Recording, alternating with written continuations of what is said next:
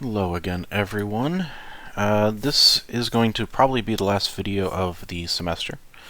This is also going to be a little bit of a recap of some of last week. I'm talking about rendering again, but I'm going to go into a little bit more detail on some of the options and then also talk about how to take those renders at the end, and I'm going to bring them into Premiere to compile them into an actual animation.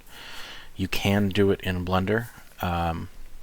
I just like the freedom that Premiere offers as a dedicated video editor. So that's my preferred tool of choice, but you can use Premiere, you can use After Effects, you can use Blender, and a number of other options as well. But let's dive right on in. So with rendering, the first thing that I want to call out is if you go to Edit Preferences, we have in the System tab your render devices, which I'm pretty sure I talked about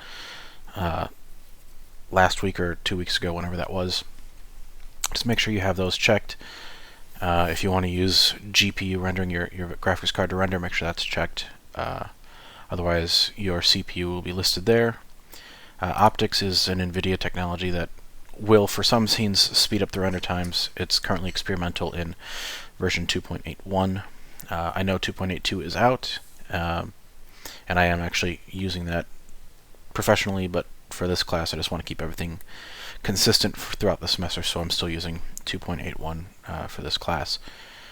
OpenCL may also be an option if you don't have an NVIDIA CUDA card, but I'm going to stick with CUDA. That's what's working for me. All that said, let's look at some of these render options. So at this point I have all of the cameras figured out. I'm happy with cameras, I'm happy with lighting, I'm happy with animation.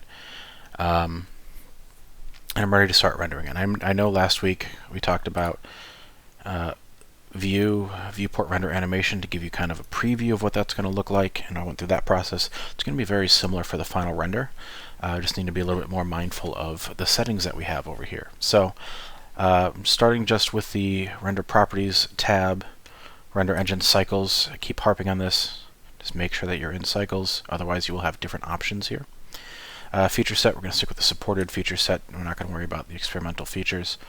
In device, I'm using GPU compute because it is faster, and we can do a render test a little bit later. Actually, why wait? Let's do it now. So I'll talk about render slots here in a minute, but I'm going to render with my CPU, and so I'm using the shortcuts. F12 will render the frame. F11 will render, or will bring up the render view. You can also go to the render menu, render image, and V-render. So those are what I'm using. For animations, it's Control F12 and F11. So while this renders, I suppose I can talk about render slots. By default, there will be 8 render slots, and what these are is just kind of like a temporary memory for your rendered images. And what this allows you to do is compare render settings back and forth as you render them. So you can change slots. So for instance, this is motion blur on and off. So no motion blur and with motion blur, so I can kind of see the difference. It's just, let me actually turn on my screencast keys because I always forget to do that. There we go. Okay. So we go to the appropriate render slot. It's just N to open up this properties window, and then in the image tab you can see all of your render slots. You can also expand out metadata, and once this finishes rendering, you'll actually see a bunch of information here that'll tell you where the file that you're working in is, what time you rendered it. It'll also tell you what frame you rendered, what camera you rendered, your scene, the total render time, and then also your samples. And then if you drag this out a little bit further, you can break down your render time into render time and sync time, as you're kind of fine-tuning your render settings. So as this is finishing rendering, you can see currently I'm rendering frame 740. It's currently taken 2 minutes. It's probably going to take another 2 minutes. You can see the tiles it's rendered. You can see I've got denoising on. Again, we'll talk about all of this here shortly. But this is with CPU rendering.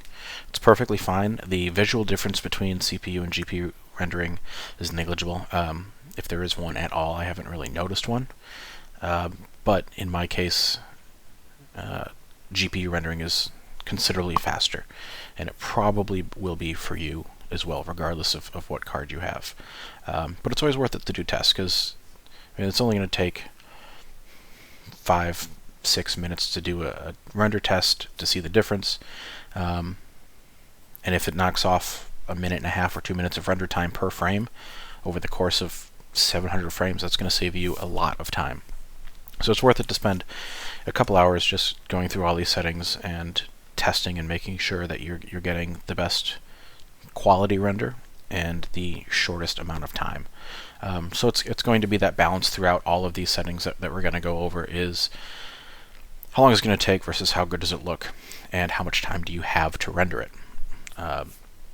Because you can just crank up all these settings and set the samples really high and do a lot of light bounces, but if you're rendering it's going to take an hour per frame, that's probably not worth it for a 700 frame animation, unless you either A, have a lot of time and it's just a personal project, or you're rendering at an external render farm. So a lot of things to keep in mind as you're dialing your settings in. So that was my CPU render. It took 3.5 minutes to render. I'm going to click this plus and add a new render slot, and change this to GPU compute. And then you go to render and render that frame. And then this is going to go. I'll resize my render view so I can keep an eye on it. Okay. Keep an eye up here, and it looks like it's already estimating to take a minute less time, but we'll see how that actually pans out as this finishes rendering. Yeah, so I'll pause and then we'll come back when it finishes rendering. Okay, so it finished rendering and it took 2 minutes and 12 seconds. If we compare that to with CPU, it was 334, so it saved minute and, what's the math on that? About 1:20, which is a pretty significant savings. So again, do a test for yourself, see what it is on your system, but definitely something to keep in mind. So as we move down these render settings here, we have our sampling options, and we have integrator path tracing, and we have branched path tracing. You see the options change. We're just going to keep it on path tracing, keep it a little bit simpler. And then we have the biggest effect of render quality, and that is going to be your samples. And so the samples, you want to set high enough to reduce noise, but you don't want to go so high that you're just burning time. At some point you're just not going to notice a difference, or it's going to be so minimal of a difference that it's not worth the extra time that it takes. And so, and just as a reference, I'm in material preview here in the viewport. You could also do your render preview, and that's what this viewport render is going to do. But I'm past that, so I'm just going to keep it at material preview. You could also keep it at shaded if you wanted to. You know, this doesn't really matter for where we are right now. But I'm going to hit F11, and I'm going to bring up my render result. You can either hit N to bring up your side panel, and in the image tab you've got all your render slots. You can also, up here on the top, just select your image slot. So I'm going to go to slot 1. And I've done a bunch of pre-rendering, so you didn't have to sit here and wait for me to render everything. And so in render slot 1 here, I just want to focus on the difference that samples alone makes. So I'm going to go through here, and I'm going to make sure my denoising is off. We'll get to all of that here in a minute. But I just want to focus on our samples first. So this was rendered at 32 samples. It took 5 seconds. Okay, and I can do that again. So I'll set the quality to or the samples to 32. I'm going to hit F12 to render it, and this is what we get. Took 5 seconds. These render times are going to be a little bit slower if I re-render them, just because I'm also recording the screen. But at the point, it's 5 seconds, so it's a nice and fast render, which is great. But we've got a bunch of noise. So we've got noise in the background. We've got really noisy reflections. And reflections are really where you're really going to notice it more than just like these flat areas. But we've got a fair amount of noise everywhere. The highlights are really rough. They're not smooth and glossy like they should be. This is not enough samples. We definitely need more samples. I'm also rendering. I'll just give you a quick peek at the resolution: 1920 by 1080, 100%, just so you have that. But these are my samples. This is not enough. In render slot 2, I have 128 samples. Okay, so that is, what, 4 times as many samples? I can go back and forth between them, and it's definitely looking better. I can also go to Image, or excuse me, View, and Fractional Zoom, Zoom 1 to 1, which is going to go at 100% zoom, number pad 1. Okay, so this is going to be real size, pixel to pixel. I can zoom in here, and if I want to go back to regular size, I just hit number pad 1, and I'm back out to regular size. But you see this is definitely better, and at regular size, you can notice it, but it's, you know, most of the big areas you don't notice it anymore. You zoom in, it's there, but at 100% scale, it's looking good. And that took 15 seconds to render. So 4 times the samples and about 3 times as long to render. I go to slot 3, and I rendered 512 samples.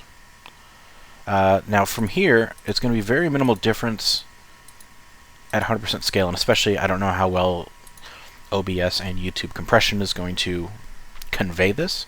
So if we zoom in here, again, I'm going to be focusing on this hotspot because it's where the noise is most apparent. So this is 128 samples, this is 512 samples. Okay. We can also look up here at this top highlight. See, 512 samples, it's a nice smooth line. At 128, it's a little bit rougher. Okay. And then slot 4 is going to be 1024. I tend to work in factors of 2. It's not required for sampling. I just like to. So even 512 to 1024, you're still getting some improvement there. You can also switch between slots with the shortcuts J and Alt-J. Okay, so Alt-J will move back, J will move forward. And my screencast keys went away, or something. Or does it not work in this window? That'd be annoying. No, that doesn't work in this window. Cool. I'll have to find a better screencast key thing for next semester. Alright, so you can see the difference of samples. I also want to mention that this sample number is by no means absolute. I'll go with 512. It's a nice kind of happy medium for recording. In this case, 512 samples works pretty well. And I think actually when I rendered I did do 1024, but I don't want to wait quite that long if I have to do any more renders. But 512 works pretty well. That's not going to be true for every scene. If your scenes have more glass, if they have subsurface scattering, if they have emissive materials, then you might have to increase that number. It's going to make a pretty significant difference in how many samples is required. The other big effect that can help save a lot of time with your rendering is denoising. So I'm going to jump around just a little bit here. Blender has a built-in denoiser.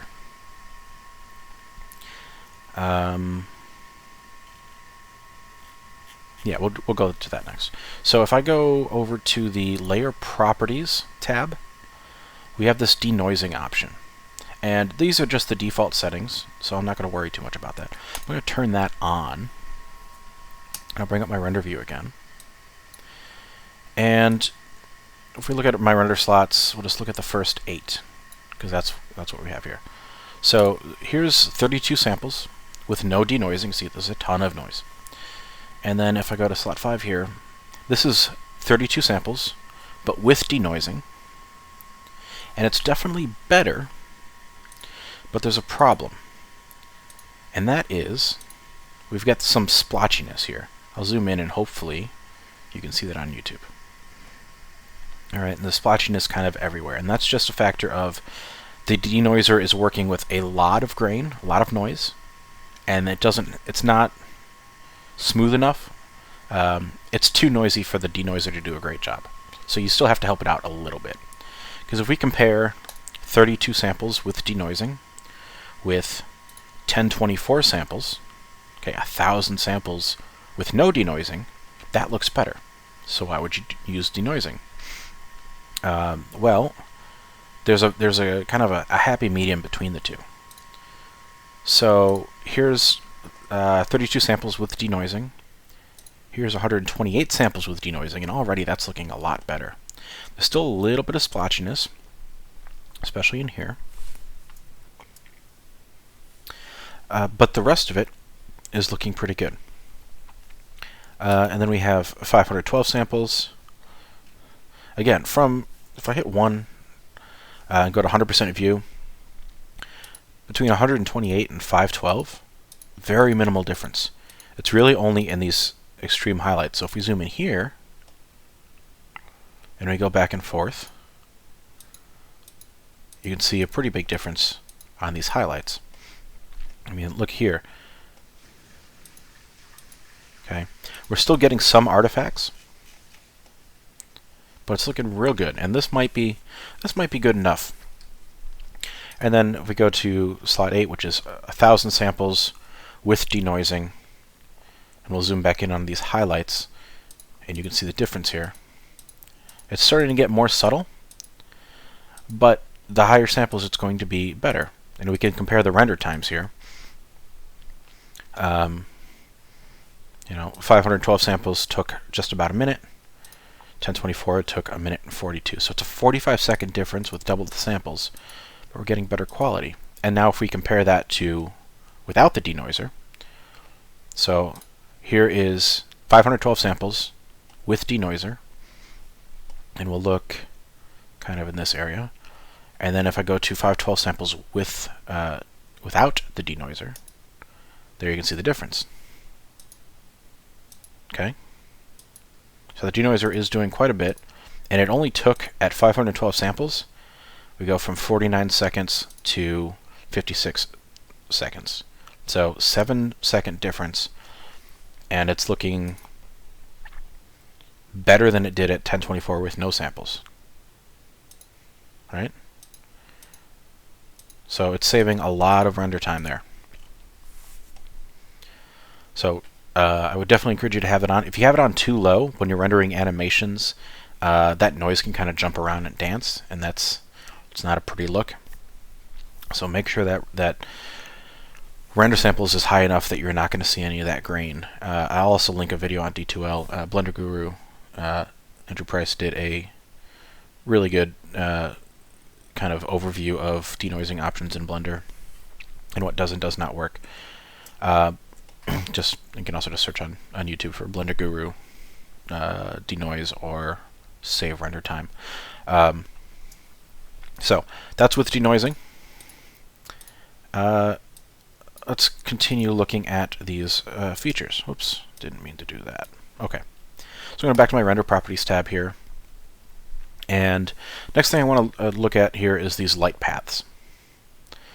So by default, it's going to look like this. You're going to have max bounces, total is going to be 8, and then it's got a breakdown of different types of bounces.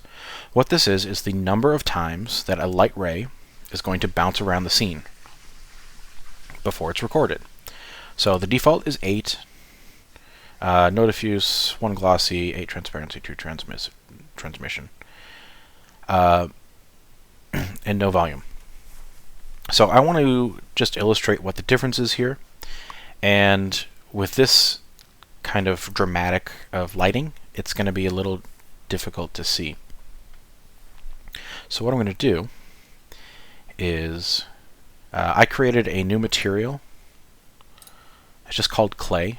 I just added it to the main body. It's not applied to anything, but because I have that material, I can go to the tab that I never remember which one. There it is. It's the scene, the view layer properties tab. Okay, and I have this override option. So I'm going to set my material override to clay, and what that's going to do is when I hit render, it's going to render everything out. And we'll just do slot 19 here. When I hit render, it's going to render everything out with that clay material. Okay? And so this will allow me to more accurately compare how things are looking. I'm also going to hit escape and cancel that render. I'm going to go up to my samples, and just for demonstration purposes, I'm going to bring this down to 128. So I've got this clay override just so that I can focus only on my light paths. And we'll hit render. Again, we'll restart that. This is going to go real quick. It's going to be a little bit noisy, but that's not really the point of this. I want you to focus on the light and the shadows and what that looks like. So this is just our regular path tracing integrator. Sorry, that's not what I meant to look at. Let's just light paths is what we're looking at. So this is direct light. It's that preset, and this is what we get. Now what we can do is we can change this to one of our global illumination options. So I'm going to go to limited first. So I'm going to click on that, and I don't know if this is a bug or whatever, but if you click on it, nothing happens until you move the mouse away. And now you can see these numbers changed a little bit. Diffuse is now at 1, glossy is at 4. And instead of just rendering that again, I'm going to go up here, and it's going to be slot, looks like it's 8, 9, or, okay, so slot 11. This is what that looks like, right? It's going to be identical to slot 19. So this is with your direct light. Slot 10 is going to be this limited global illumination. So we've got a few more samples, and what that's doing is the light is bouncing around a little bit more. So these underside areas are going to get a little bit more illumination. Again, we can kind of compare those back and forth. It's going to be a more natural feeling light. You lose a little bit of contrast, and that's just because it's bouncing off the ground. This will vary a little bit by scene, how dramatic the effect is, and we'll see it applied to the fully textured scene here in a moment. And then you can also set the light paths to full global illumination, which will change everything to 128. It's a lot more light bounces. And that result is here in slot 9. You can keep an eye on the render time here too. There's not much difference in render time, a second or two between them. So here's limited global illumination, here's full, and it's a pretty subtle difference there. But you can see how the light is bouncing around. Now, if we go up,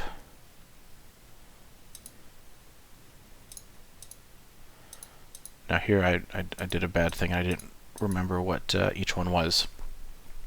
There we go. Okay, so here is same test, but instead of that clay material, this is it applied to our actual materials on our model. And you're not going to notice much of a difference between the three. There's a little bit of a difference in the highlights. So if I zoom into the highlights, and so here is direct light, here is with limited global illumination, and here's with full global illumination. Okay, you can kind of see here the intensity of that shadow is different. The highlights jump around. There's pretty minimal difference between limited and full global illumination. So then, if there's very minimal difference, then we're looking at render time. And the difference in render time is also pretty negligible in this scene. So choose whichever one you want. I tend towards doing full global illumination because I know it's going to be more accurate. And with such a small difference in render time, to me it's definitely worth it. But again, do test in your own scene, see what works best for you. let's see, scrolling down, I'm not going to worry about clamping, not going to worry about caustics. Motion blur is another kind of big impact one. So that's going to be, here we go. So with motion blur off, it's going to render every frame as if there is no motion. You can see all the edges are really crisp. And this is a frame. Let me show you the animation. Okay, you can see that the object is rotating around. Alright? And so motion blur replicates the physical phenomenon of the blur you get when you have moving objects with a still frame. So if somebody is running by a camera when you try to take a picture, then their legs are going to be blurry because their legs are moving really fast and the camera shutter is open long enough that you get some blur. This is what that's replicating, and the effect is, with motion blur on, you're going to have a smoother animation. It's going to feel a little jittery if you don't have it on. So here's just a still frame with it off and with it on. You're going to get some of that horizontal blur. Alright, and it's going to vary. The center of this gun is not rotating a whole lot between frames, so you're not going to get a whole lot of motion blur over there, but the ends are moving a lot faster, so you're going to get more motion blur towards the ends of the gun. So I definitely say have that on. The last big thing I want to call out here is going to be your film, and make sure transparent is checked if you're planning on having the background be transparent and compositing that over something else. You need to make sure that's on. That's probably all I really want to cover. Performance, you have tiles. This is going to be when you hit render. Oh, let me turn off my material override. Oh, render again. So the tile size is going to be the size of these squares as it renders.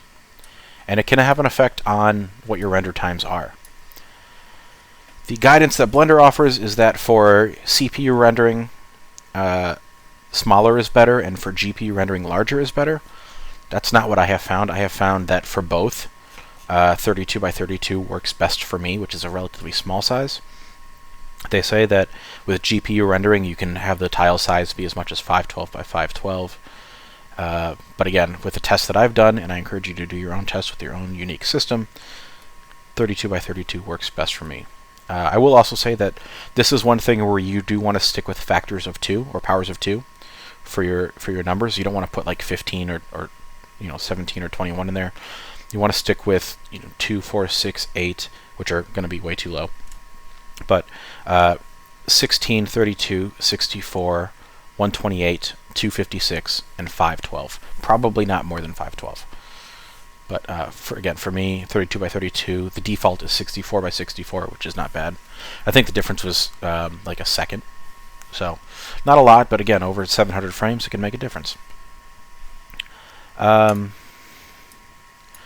that's going to be it for our render settings. I'm going to jump over here to the world settings here. And the one thing I want to call out is setting the world color to black. I know I told a few of you in your individual critique videos to do this. We're not using an HDR image to light the scene. We're using studio lights, basically. Right? We have our own lights added to the scene and nothing else. And I don't want the color of the world affecting the scene. So I go to rendered view and I increase this color. Again, I know I showed this last week. You see the scene gets brighter because the world is projecting its light into the scene, and I don't really want that. I'm replicating a studio lighting setup, and yes, you can use studio HDRs, but this gives me a little bit more control. I can move individual lights around, and I don't have to rely on finding an HDRI image that specifically meets my needs. So make sure that's the black, and then your lights will be exactly what you want them to be. So now we can go to the last couple of steps before we hit render. And that's going to be in this scene tab. So we know we're going to render at 1920 by 1080, and our aspect is going to be 1:1. As you're doing render tests, I guess this is kind of a little sidebar. I'm going to go to, let's go to like slot 17. There we go. If you're just focused on, I want to see what the light is doing for this region, like for this area, you can go to View and Render Region. Control B is the shortcut. And say, just kind of draw that. And then when you hit render, it's only going to render that region. So you don't have to wait for it to render the whole scene just to test what's going to work best in this area. So that can save you a lot of time as you're testing and changing samples. And when you're done, you can just go back to View and clear Render Region. And the next time you hit render, it'll render the full scene. So I'll hit cancel on that though, and close that down. So by now, with doing the viewport rendering and doing your animation, you should know what your frame range is going to be. We have the step option, and it could be a nice intermediary step between your preview renders with the viewport render animation and the final renders, which will take a lot longer. Is if you set the step to like, say 10, when you render the animation, the actual full render animation, or even the preview animation, I'm pretty sure, it's going to render every 10 frames. So this is a way that you can kind of check your animation at regular intervals and make sure that there's not, maybe an object is visible that shouldn't be visible, or a light isn't quite oriented right, or isn't on. And you can go through that and check that at multiple frames, because as the camera moves around, you're going to see different things. You can check that at multiple frames before you commit to rendering the 240 frames, in this case, sequence. And then when you're done, you can set that back to step 1, and it'll render every frame. We'll keep the frame rate at 24, and now we have this output area. This first folder is where we save. So in my Raygun Renders folder, I have, for my final render, I set up a folder for each camera. Right, so each animation that I'm rendering has its own folder. So we choose what folder we want that to be, and click Accept. I keep overwrite on, so if I'm re-rendering something, it'll just automatically overwrite. I turn file extensions on. File format, I'm going to keep it PNG. If you want alpha channels, you need either PNG or TIFF. TIFF is a better quality but much higher. I'm pretty sure you can also do that with OpenEXR, but if you're not worrying about alpha, you can also do JPEG. But I'm going to keep it on PNG. That works well for me. And then color is going to be RGBA. Color depth is, I'm fine with 8 bits. And then compression, the default is 15. I like to do no compression. If you see the tooltip as you hover over it, 0 is no compression with a fast file output. 100 is maximum lossless compression with slow file output. I'll just do no compression, fast file output. I have enough space on my computer, it'll be fine. And that's it for render settings. So once you have that, you just go up to Render and Render Animation. I've already rendered, so I'm not going to worry about that. That's all you do. And what will happen is this will come up and it'll start rendering the first frame. And once it finishes that first frame, it'll jump to the second frame. It'll start rendering the second frame. If we look at these file formats, you'll notice that there's a bunch of image formats and there's 3 movie formats. We're not going to render as a movie. And the main reason for that is renders sometimes fail. If your computer overheats, it might cancel the render. Maybe Windows has decided that now is a great time for a update, which happened to me the other day. And 100 frames into my 300 frame render, it decided it needed to restart. And being that I set my render up to go overnight, I wasn't around to notice it. And I woke up in the morning and had only a third of my animation rendered. If I had done that and rendered a movie, I wouldn't have any of my animation rendered because it wouldn't have finished. By rendering out individual images, I still had the first 100 images that I needed to render, and I could just start the render from where it left off. So I have a lot more flexibility and more safety in the render by rendering individual images. So once you have all of that and your renders are done and you're happy, you can quit Blender. And then I'm going to open up Premiere, like I said. Again, you can use After Effects. You can use... you can do this in Blender. I'm not going to cover it. I think it's a more straightforward process in Premiere. And you should all have access to it, being Hennepin Tech students. But I'm going to open it up. I've got a project already set up, but there's nothing in it. All I did was create the project. And you'll see something resembling this. It might look more like this. Actually, it probably will look more like this, since I'm only recording one screen, so I have to keep that in mind. So, on a blank scene, we need to import our image sequences. So we have our project window here. It says Import Media to start. So you can either go to File and Import. You see the shortcut is Control-I. Or I'd like to just, if you just double-click in the project window, it's going to open up your import dialog. And I'm going to go, I'll bring in my first camera, and I'm going to select just the first frame, and make sure Image Sequence is checked. So I check that and click Open, and it brings in my image sequence. And I'm going to immediately rename it so I know what it is. Camera 1 Silhouette. Okay. And then I'm going to double click again and go to my second camera, the first frame, click Open, and double click on that and rename that. That's Gauge, and then double click one more time. I only have 3 cameras rendered out. You should, for this project, have a total of 5, but you'll get the idea with 3 cameras. And this is actually camera 4, for 360, I believe is what I called it. It's best to keep your naming conventions consistent across programs so you don't get confused, especially if you have to do multiple versions and all that. So now that I have that, I need to create a new sequence. And to drop media here to create sequence. Okay, so I'm going to grab this first camera, I'm going to drag it into my timeline, and there it is. I can now scrub through, or I can hit space, and here's the first shot. Okay, the camera pushes in, the lights come up.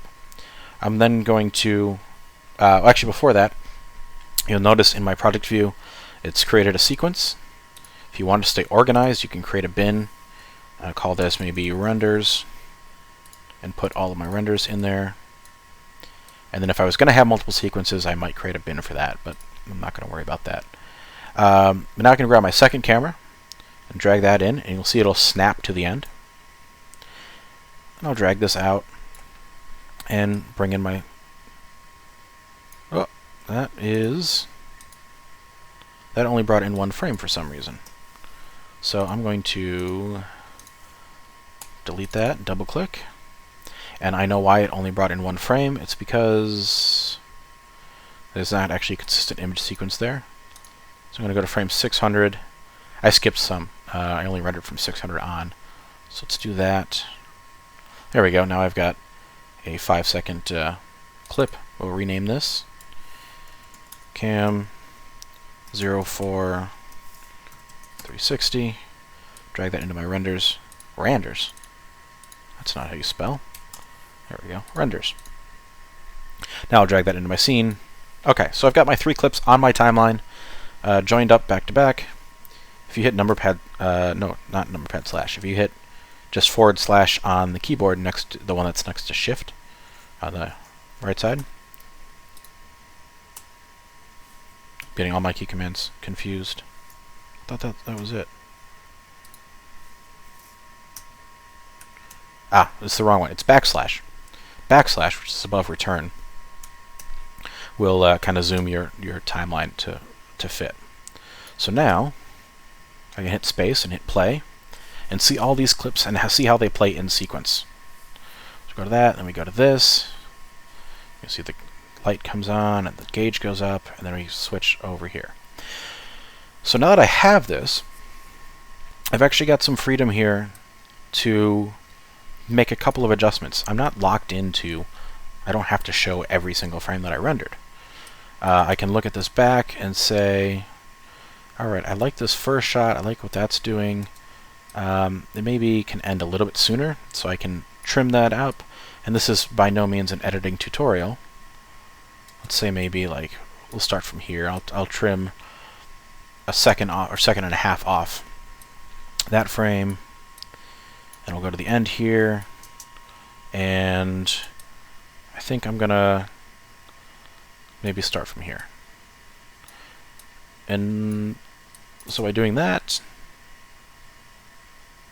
I think once that hits, I think maybe like right here, maybe we'll cut that early as well. Okay.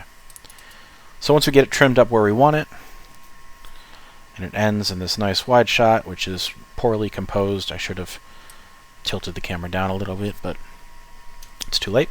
I'm ready to render. I'll also note, you'll notice that I trimmed off a second and a half. That's 36 frames that I rendered that I didn't have to render. And so that's the advantage of in Blender doing that viewport animation, that viewport render animation, the preview. Going through that and bringing those previews, which I've got some of those here from last time. Like here's a 360 preview. You bring this into the scene first. So if we bring that into the scene first and kind of see how that looks, then we can realize at this time, oh, I don't actually need to render anything except from here on. So that's going to be 5 seconds, 120 frames I don't need to render. All right, so that can save you a lot of time going through that preview animation.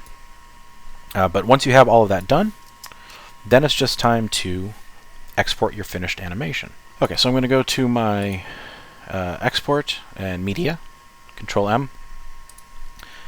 It's going to open up my export settings, and my format, I want H.264. It's a nice web optimized format. If you want to go higher quality, you can go to QuickTime, and on the presets, ProRes 422 is a nice preset. It's going to be a larger file size, but better quality. Output name, so I'm saving it in my 3D Basics output folder. I have a folder specifically for output, and we will call this Ray Gun Animation _01. And 01 is there because sometimes versions happen, and you think you're done, and then you submit it to the client or your boss, and they say, hey, change this. And then you need a new version. And if you name this Raygun Animation Final, what do you name the second version? Do you name it Final 2? Or really Final? It's a poor habit to be in. So I like to go with incremental naming, so Raygun Animation 01. And I know the highest number is the most recent. And also then as you're going through versions, you say, oh, do you like version 2 or version 3 better? You've got that, and not, do you like version final, or do you like version final, or do you like version really this is actually the last one, or version potato because I'm done with this, Just keep it clean. It's a whole lot easier. We'll click save. You can match the source if you need to. Maximum render quality, you may or may not notice a difference, probably won't. And just hit export. And once you hit export, it's going to go through. It's not going to take that long because it's just taking a bunch of still images and compiling them together. And once you have that,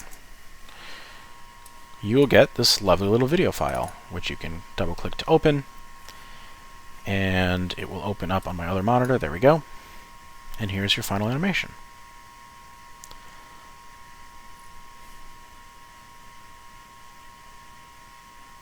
Now you're also welcome to add music or sound effects if they seem appropriate. Nothing distracting, please. Just something that would be professional and something that adds to the visuals, does not take away. So there we go. That is, after a couple of months worth of work, or at least a couple months worth of videos. If you did it all at once, it wouldn't take that long. But there's our animated product render, in this case a ray gun. So let me know if you have any questions, and check D2L if you have check D2L for both this week and next week for instructions on turning in your final projects. But yeah, that's it for the semester. Thanks for watching.